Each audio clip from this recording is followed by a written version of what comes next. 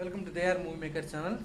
మనం ఇప్పుడు కల్కి 2898 ఏడి సిమి గురించి రివ్యూ తీసుకుందాం అనేది. మనం యాక్చువల్గా ఇప్పుడే వెళ్ళొచ్చామన్నమాట. నేను నా ఫ్రెండ్ మూవీకి వెళ్ళొచ్చామనేది చూసి వచ్చాము.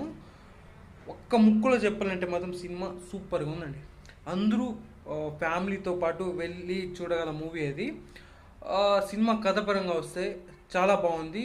నాగశ్విన్ గారు తీసిన విధానం అయితే చాలా అద్భుతంగా ఉంటుంది. మీకు చూడడానికైతే విజువల్ వండర్ అనుకోవచ్చు. మనం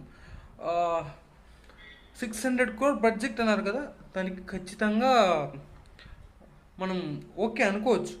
ఎందుకంటే 600 crores పైన పెట్టేగల, ఇంకా ఎక్కువ పట్టగల విఎఫ్ఎక్స్ని మనకి 600 crores తీశారు.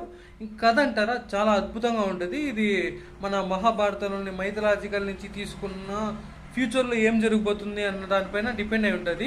ఇందులో మీరు ఊహించిన 2